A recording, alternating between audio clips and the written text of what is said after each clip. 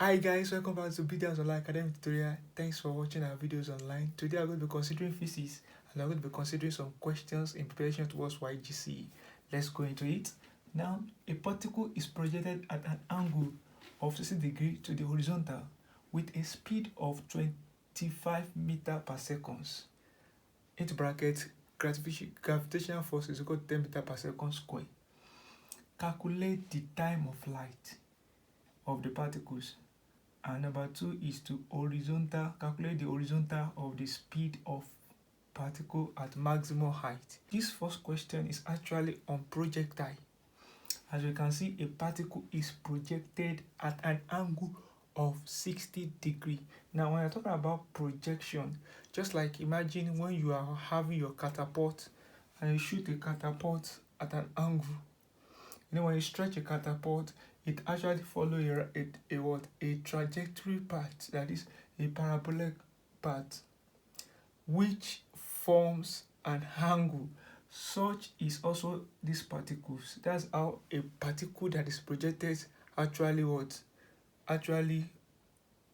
exercise motions. So when a particle is projected, they follow a trajectory path, a parabolic path, and that particle here is projected at an angle of 60 degrees to the horizontal with a speed of 25 meters per second. That is, the rate of the distance per time is 25 meters per second. So let's go into the diagram. Okay, what does that mean? It means that when the particle is projected, it actually follows a parabolic path, just like I said. So let's draw the horizontal and then the vertical. Is very, very important when you are interpreting your questions. So we are told that a body is projected with an angle to the horizontal. So meaning that the angle here, I told you it's a projected what? It's a object that follows a parabolic path. Now let's assume it come down. Let's assume this is the starting point, which is 0 degree. Then it forms an angle. So you are going to draw this parabolic path, can be drawn in such a way that you have the inclined plane here, and then this one will be your horizontal, and this one will be this one will be vertical, and this one will be what? Horizontal. So vertical, horizontal, and then this is the inclined velocity, the velocity itself. So this velocity is actually 25 meters per second. So this is the velocity at which the ball, this is the particles. The particle was being projected along this path, and then the velocity at which it was being projected is 25 meters per second. But that velocity can be resolved into horizontal and vertical. So this is horizontal ux, and this is vertical uy, because this is y-axis, this is x-axis. Hope you are following. So the object is projected and it follows a trajectory path. This is what we call a trajectory path, a parabolic path, a projectile path, and then traveling with velocity of 25 meters per second. Then this velocity, because it is following a parabolic path, it has an inclined velocity, and it can be resolved into horizontal and vertical, uy and uz, uy and ux rather. So now we are asked to calculate the time of light. Now when you're talking about time of light, or when you're talking about time in projectile, there are two types of time in projectile. There are two types of time that you may be asked to calculate in projectile.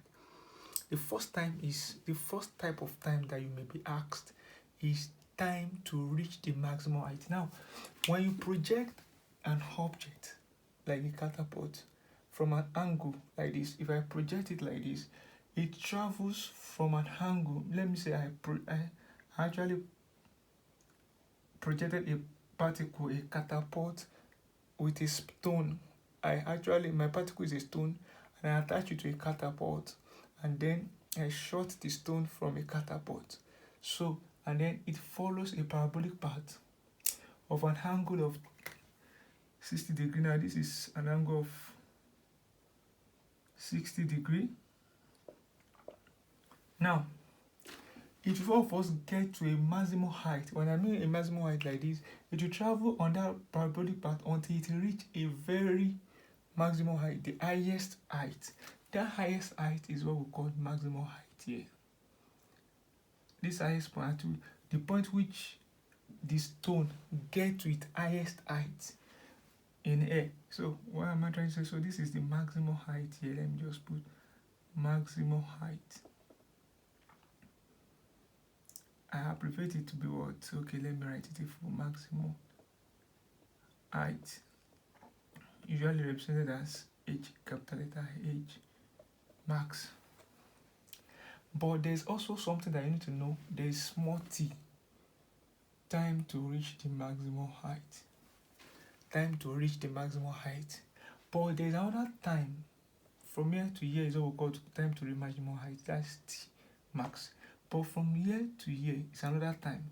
The time from here to here is time to reach the maximum height. Another time to reach here, that is time to come down, to disintegrate, to come to the what? To the rest.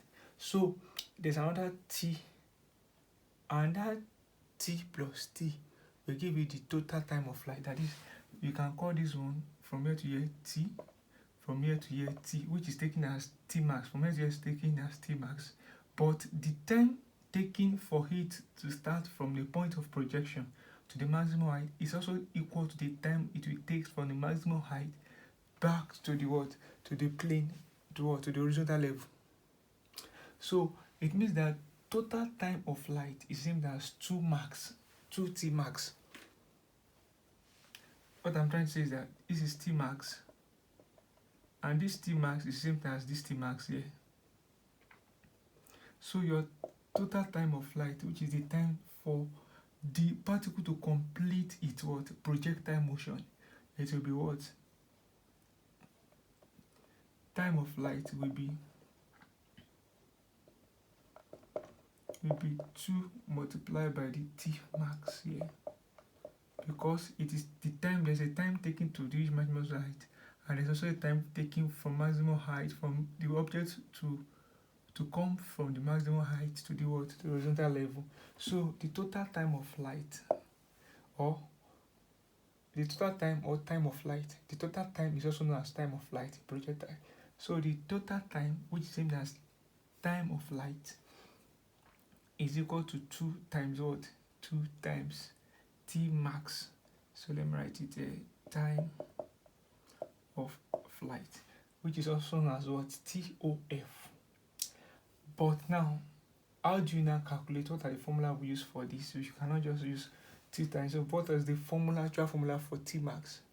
T max itself, which is the time to reach maximum height, is u sine theta over what? G. Now, because we now say time of flight is 2 times t max, so total time of flight, which is the same as total time, is going to give us what? 2u sine theta over g. So time to reach maximum height and total time for the particle to complete a projectile motion, that is time of flight. Total time is also known as time of flight. So that's that. So we are going to be using what? This formula to calculate my what? My answer. To get my answer. So that's that. It's not that difficult, but this diagram must be well understood. You can see how I draw it. An angle of 460 degrees with a what? Traveling with 25 meters per second. Then we can resolve it to uy and u what? X. But the time we are going to calculate now is time of flight, which is the second one. We are now asked to calculate time to reach maximum height. Assuming you are asked to calculate the time to reach the maximum height, you are going to use this. But now we are given the word. You are asked to calculate time of flight. That is, I'm going to be using this. So my t is going to be 2 into bracket 25 sine 60 over 10. So I'm going to be having what? 50 multiplied by 0.8660 over 10 So with this, I'm going to be having what? Save my time. 50 times 0.866. 8660 divided by 10. So we have, in decimal now, we have 4.33 seconds. The total time of light is 4.23 seconds. T is equal to 4.33 seconds. Always remember your unit. So that's that about that. It's very, very simple and straightforward. So then the next question now is to calculate, that we have to calculate the horizontal component of the speed particle. Look at it, the horizontal component of the speed particle at maximum height. Don't be convinced, the horizontal component of the speed of the particle at maximum height. So now let me quickly clean this. We are through with this.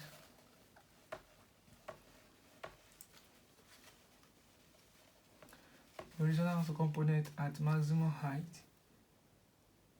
And now I told you that we have, whenever you have something like this, you can resolve the velocity into vertical and horizontal component, and then I'm asking the horizontal component of the speed of the particle at maximum height. At maximum height. Look at this. Now if you draw, you can, this is the maximum height. If you can still draw your cardinal, your x-axis and the y-axis here, so as to see what they are trying to say. I'm just trying to draw this so that you can see at maximum height. This is your maximum height. This object will get there, then you draw the vertical and then the horizontal. Then your velocity will still be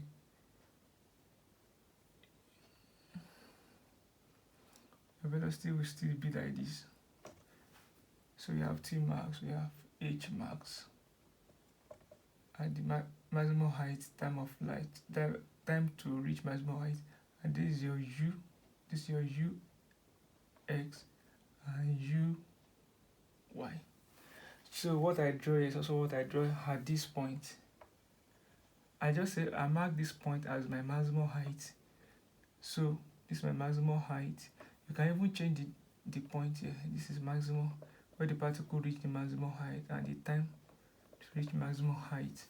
Then at this point you draw the velocity of the ball or of the particle U, and then you resolve it into Ux and Uy. Just mark the point and then draw that thing. So that's what they hold. So what you are just asked to do here is to calculate the horizontal speed. So it means that you are going to calculate the horizontal speed is Ux. When the speed is resolved to horizontal, that's what they mean by the horizontal speed. So Ux, and Ux is same as U cos theta, because if you actually use the principle of right angle triangle here, this is 60 degree, and then you draw your angle like this, right angle triangle, that like if I bring out the right angle triangle out like this, I'm going to have my Ux and then U. Why? Because this is opposite to each other. This Ux is parallel to this, so this one will be Uy, Ux, and I'm going to have in what, 60 degree. So when you use these SOHCAHTOA rules, you will see that Ux, because this is going to be your opposite, this is going to be your adjacent, and this is going to be your hypotenuse. You will see that Ux is related to what? U cos theta, as a result of what? Cos. Cos is what? Adjacent over hypotenuse. But you don't need to prove all these things. What you just need is this point. For Uy, it will be what? U sine theta based on the word SOHCAHTOA. So, but you are asked to calculate ux, which is the horizontal speed. So I will just quickly say ux is equal to, what's my u? My u is 25, and then cos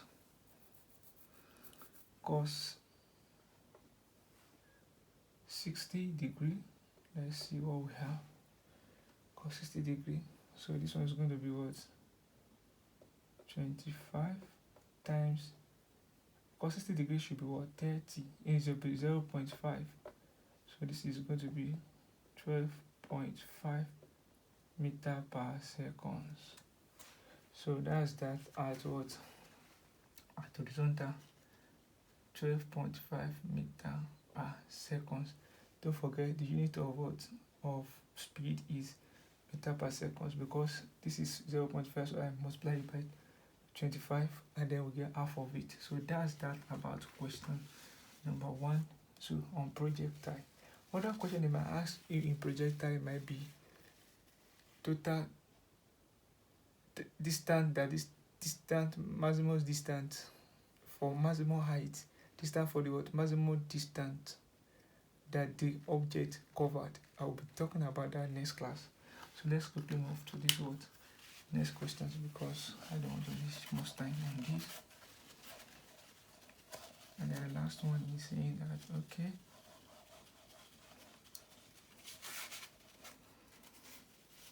number 2 question says the expression for the period. Expression means formula. The formula that relates oscillation T, and then the mass spring system in terms of mass M and the spring and force constant K is given as B root K over M. The expression that relates the period of the oscillation T of a mass system in terms of mass M on the spring and the force constant K is given as this. So they are telling us that what the relationship, that is the formula that relates the period for an oscillation with the mass on a spring is given by this expression.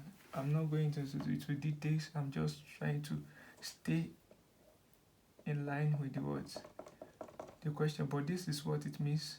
That is, if we have a spring attached and then we have a mass, that the oscillation of this mass M of an object is related to the force constant that is being applied. There is a force that is being applied.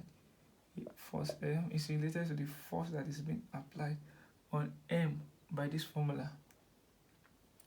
So now, what does that mean? They now say they give us that relationship to be P root K, which is the force constant. The force constant that is obtained from the relationship between M and F, and then is given as this. So the relationship is given as this. So this is not the question. I'm just trying to explain what these parameters is all about. But you don't need to write this. Just focus on this expression.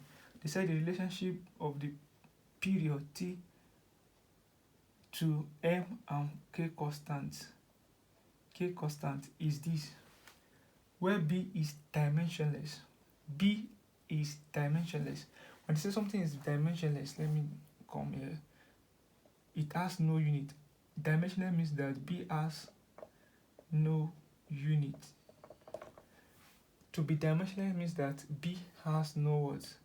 It's a physical quantity, is a quantity that has no unit. So when something does not have unit, it is dimensionless.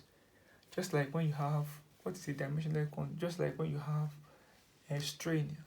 Strain is extension over length. The meter for the length and the meter for the extension has cancelled out. So strain is a dimensionless quantity. It has no unit. So whenever something does not have unit, it is called a dimensionless quantity. Whenever a quantity does not have unit, it is called a dimensionless quantity. So that's that. Now,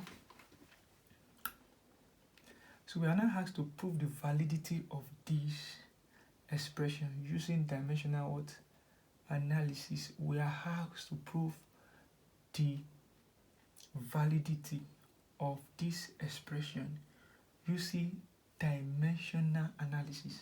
Now you have to be very careful here. You have to prove this expression using dimensional what analysis. As I told you earlier on that this diagram is just explaining the whole concept of a simple harmonic motion for you when a force is being applied to a ball that is attached to a string. This is a string and it is being displaced by a simple force. It moves to and fro. That's the force here. So now the mindset is that you must be able to recall the formula for all these things for you to be able to actually analyze the dimension of each quantity and then check the validity of the overall quantity, whether it is actually making the expression valid or not, because you can only know whether an expression is valid through its dimensions. So now how do you now go about dimension? What is dimensions? Because I know that word can get some people confused. So the first thing is to know, okay, period is actually measured in seconds, and the dimension of period, because period is referring to time, the dimension of time is t. Note that the dimension of time is t. What we use to represent time in terms of dimension is t. So b is a dimensionless quantity. It has no unit, so we ignore it. We don't use it. You can turn it to 1 or you ignore it. So we have root what? I'm trying to express each quantity in a dimensional. Now what about k? What is the dimension of k? That's a question that you need to ask yourself, and that's where the works lies. Because if you don't know the dimension of k, you can't get the answer. So that will now bring us to a particular place where I would explain some dimension to us, because don't forget that we have to prove the validity of the expression. So I'm going to clean this so that I can have more space.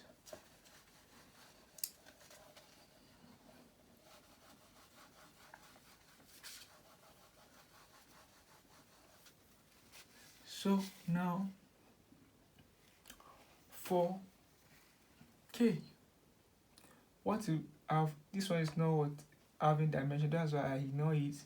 So k now, what will be the dimension of k? So you have to recall that f, the relationship between the force of applying to a, the relation between the force applied to a body and the extension of the string is what we call ke. F is equal to ke. This is Hooke's law. It's very important to remember this. K is equal to what? F equal to ke, Hooke's law. Meaning that what? K is equal to F over what? E.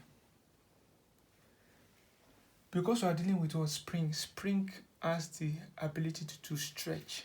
So Hooke's law is actually applicable to what? To the string, because it has the ability to extend. It has elasticity, and whenever something is possessing elasticity, you can use what? F equal to ke, which is Hooke's law, and from there you can actually get your dimension for k. That's the essence of this. The essence of recalling F equal to k is to get the dimension of k, because it's going to unlock some things for us here.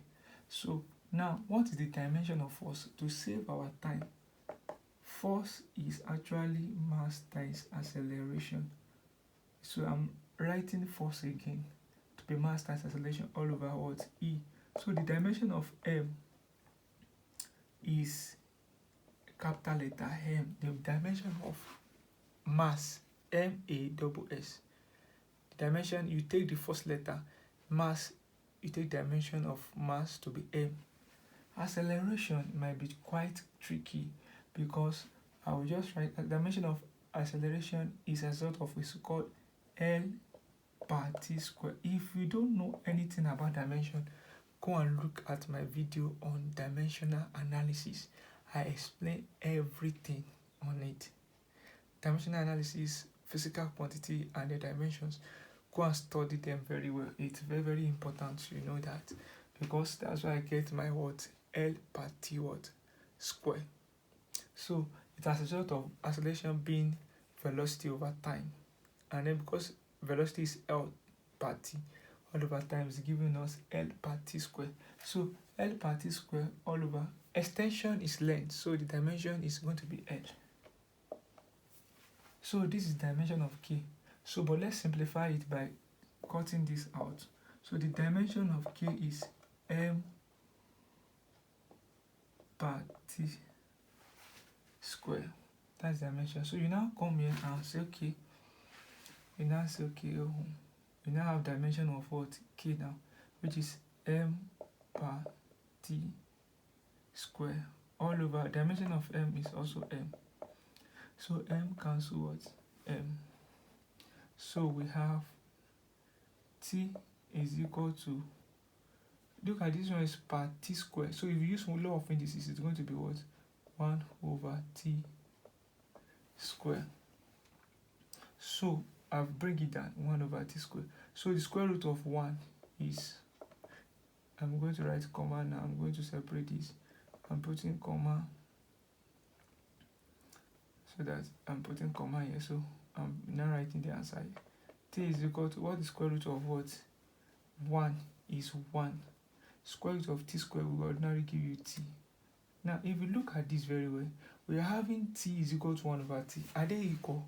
We are having t here and we are having 1 over t here. Are they the same? Are they valid? Are they equal to each other? No. So since t is not equivalent to what? Let me write it here. Final answer now. Please follow the video so that you can know how I'm following this thing. So from here, since t, we get, since t is not the same thing as what? 1 over t, the expression